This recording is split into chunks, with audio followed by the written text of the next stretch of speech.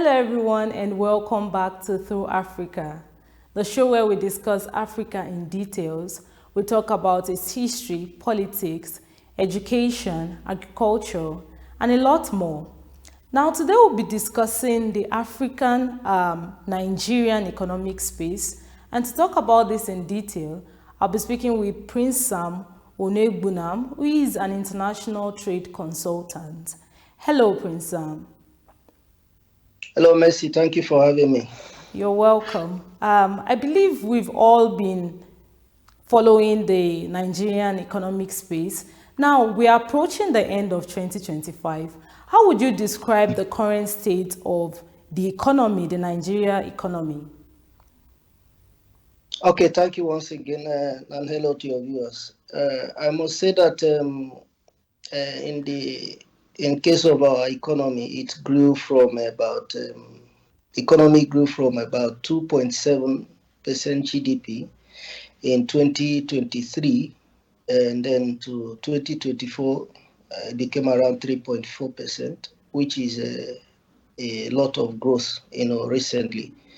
So, and then now we're approaching the end of 2025. We haven't seen the data, but something to be hopeful about, because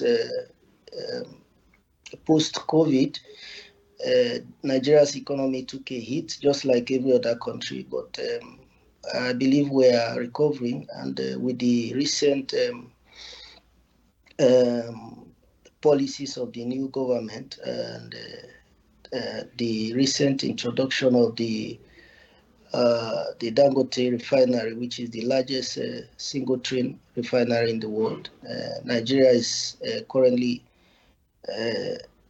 on its way to full recovery, and then I believe that in the near future we will see a lot of growth, in the economy, and then of course it will trickle down to the general populace. So for now, we what we have is hope, and we believe that the data that we are seeing from 2.7 to 3.4% growth, the economy is going to be on its way to the top.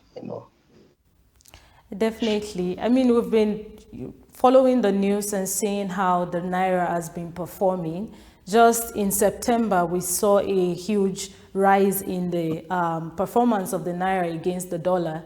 So this performance, this Naira's performance, how has it affected business confidence and foreign investment this year? I know you do business all around the world too. So from your own perspective, how has it affected the way business has been done and foreign investment in the country?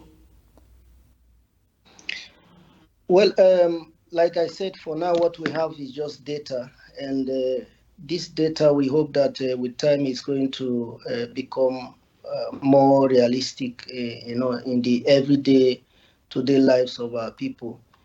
I recently returned from Nigeria in September, middle of September. I was in Nigeria for like 1 month, and the data we have, and as against the performance of the Nigeria's local currency, the Naira, to the dollar, is just more of numbers, because as I said before, the price of goods and services has not come down. It's still basically the same. Like we say in Nigeria, whatever goes up never comes down. So, but we hope that as the economy improves and becomes more robust, to absorb the initial shock, then things are going to improve. But for now, what we have is just numbers, because the price of goods and services in the streets has not, really been encouraging of recent. But we believe that with time, the effect of the new policy and the new direction in which the government is going to become the everyday experience of the masses. But for now, what we have is numbers. Although we have seen the removal of fuel subsidy, the what it costs in the economy, a lot of super inflation, hyperinflations, but with Dangote's refinery coming on board, we believe that we will buy less and less and less fuel related products from abroad. We produce them locally, and this means millions of jobs, and this will create a robust economy whereby we depend less in shipping foreign currencies, and then because Dangote's refinery, the products are going to be sold in the US dollar. So, and that is a lot of income for the country instead of depending on the central bank to to hand out dollars to every business. Like some of us, when you want to import, you have to bring from nine to your bank in Nigeria, and then your bank we now look at, okay, you are importing XYZ, what 500, 300, $400,000, and that this amount we don't have it at the moment, but we can give you half. So because everybody is depending on the central bank for foreign exchange. But with Dangote refinery coming on board, you see that almost everyone we have access to the US dollar without depending on much on the central bank. That means we're going to see the dollar getting stronger by the day, and with this, we're going to see a lot of confidence and a lot of investment from foreign investors. And when this happens, definitely prices of things are going to come down. But for now, there has been no such massive improvement. All right, there. Thank you very much for mentioning, the Dangote refinery and what the Dangote company has been doing, even though we've been having a lot of uproar about the company in the past few months. You've talked about this company itself and how there's a possibility of it bringing in, money into the economy, the Nigerian economy.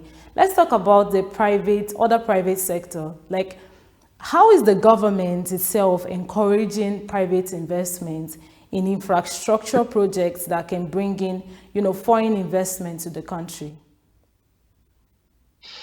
Okay, like we all know that Nigeria, like all other African countries, are not a place where you have so much foreign investors' confidence because of so many factors, not just insecurity, but there are other factors as well. So, but nevertheless, there are lots of foreign, direct foreign investment coming into the country. For instance, some of us who are also Nigerians, but based outside of the country, we're also making investment into the country, in our own way. And because as Nigerians, we cannot run away from the fact that it's our country, and everybody is doing what they can to help her grow. Like John Kennedy, one time president of the United States, said that you must not always think of what the government can do for you. You should also think of what you can do for the government. So I believe that other attracting foreign investors is not only the responsibility of the government, but also the people, the culture.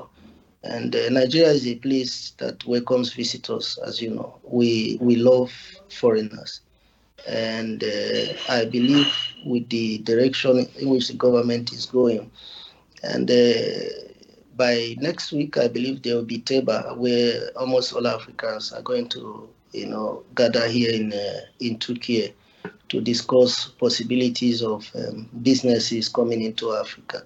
And these are avenues in which the government is always seeking to utilize to inform the outside world what it is doing, and then how the easy of doing business is. And then recently, the government of Nigeria introduced free registration for SMEs, that's small and micro economic businesses, such that they don't have to pay the hefty fees that is associated with having their business to be registered. It is almost free. And then there is also these other programs in which the government is giving direct loans to small, medium scale businesses so that they can, compete with the outside. Well, a lot of programs like this, but most times we don't see much coming out of it. But we are hopeful in this, in the direction in which the new government is going, that a lot will change. A lot will change, and a lot should change if the people are going to become happy with the government and then go about their daily lives. So, but for now, we are only seeing these programs, and in which some of us that are businesses are also trying to take advantage of these programs. But most times, programs like this are announced, and then they end up becoming just a media a PR. But we hope that something tangible will be done. As I always say, yes, there are good policies to attract foreign direct investment, but like the richest man in Africa, Dangote, recently said, he said we don't need to always run out to look for money, that there's so much money in Africa. And I believe him. I believe him because in my own local place, there is this project they wanted to do. When they told me, when the mayor told me, I said, how much will it cost? And when he said, I said, but I can fund this project. So not every time we're running abroad to look for money. We also have money in Africa. So I Definitely. just want to be carefully not projecting our people like some poor beggars here. Thank you. Definitely. Thank you for that. You talked of the last statement that you mentioned. I mean, the context you mentioned is, someone talking about what they want to do and how it could be funded. Let's talk about unemployment. Unemployment remains high in the country. Amongst many youth, we see many youth being graduated in universities in Nigeria every year, but the unemployment rate continues to rise. What do you think, or what's being done to create sustainable jobs? And what do you think can actually be done to create not just any kind of job, but sustainable jobs? I think what could be done is very simple but profound. It's easy to talk about what can be done, but when it comes to doing it, then in 2024 first quarter, unemployment was about 5.3 nominally, and then instead of growing, it dropped. So there are lots of factors you can say cause this drop in unemployment, but just you know. Just mentioning numbers does not solve problem. I believe the government should invest more in infrastructure because where I come from, I always like to use as an example. There are arable farmers, and in fact, even the name of the place, it's just like when you say Benue, you say food basket of the nation. So when you mention my place in Nigeria, my local government is also called the food basket of the state. So, and most of their produce, these are daily produce like mangoes, like bananas, like okra and all this stuff. And when they bring it to the market, where you do not have a nationwide rail system that can transport these products to where it's needed, then it ends up being within the local communities. And imagine if you have a direct transport between my community and Lagos or Abuja or Port Harcourt, for instance. That means produce can get to these major cities in one day, and then the prices of this produce in these major cities will, eventually crash. So, but if the government is not looking in that direction, though the present government is talking about the coastal road which will travel from Lagos to Port Harcourt. And then we believe that with projects like this, if it goes beyond the planning stage to execution stage, we introduce a lot of uh, employment opportunities to people in the local communities. Because why is everybody going to Lagos and Abuja? Simply because they think there are jobs in those places. But when you can bring Lagos and Abuja to the communities, you see you have killed two birds with one stone. So when people know that their products and services can get to Lagos and Abuja in 24 hours, why go to live in Lagos? Why go to live in Abuja? You will drastically decongest the cities while directly giving employment to people. So I believe that if the government is serious about infrastructural development, a lot and a lot and a lot, could change. When you go to some communities where they do not have electricity, there are people in those communities who could become welders. There are people in those communities who could be repairing telephone, becoming IT specialists. But when they do not have electricity, how long can you run a generator? So these are impossible things to do. But if the government, evolves into making sure that everywhere in Nigeria is connected to the national grid, whereby people can get up in the morning and then see there's a light, in their homes, then people can begin to reason like, okay, what can I do with this electricity? What can I sell to the cities from this corner of my village? So you will drastically reduce unemployment. But where everybody who is graduating, I mean thousands of people graduating yearly, is hoping to get to Lagos or Abuja, and then we keep having this unemployment, going on. Definitely. Yes, definitely. We talked about decongesting the major cities like Abuja and Lagos and creating wealth where it doesn't look like wealth can be created. And I think this also goes back to education and having the right orientation on what is possible. So, do you think the government is investing enough in quality education, not just, sending people to school to learn the basics, of living life, but a knowledge-based economy such that people know that they can themselves create wealth? Thank you for this question. I believe the government is doing what they know best, but I must say that the whole education system in Africa needs overhaul, because I remember back in the school days when they are teaching you how to label insects and how many legs a fly has, and what has that got to do with the real world. Some of us also learned how many types of mosquitoes there are, and yet there are still mosquitoes in Africa. We have not been able to eliminate most of these mosquitoes. So I believe that our education system needs a total overhaul. Why somebody in Germany is learning how to mine, is learning mining. Somebody in Africa is still learning things that they will never use anywhere in the world. So, and in Africa, we still teach that.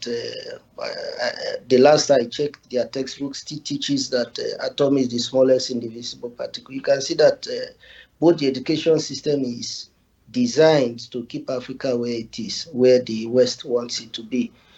But I believe that through partnerships with other countries instead of the West, because before now it is always England and the US everybody goes to, and then the other half of Africa goes to France. And these people have no good intentions, I must say, unfortunately for Africa. But with our partnership with Turkey and China and Russia, you see that now there is this rush by the West to also try to act like they are also good people. So I believe with our partnership with Turkey, like there are almost 6,000 Nigerian students in Turkey alone, and then other students also going to China to school and Russia.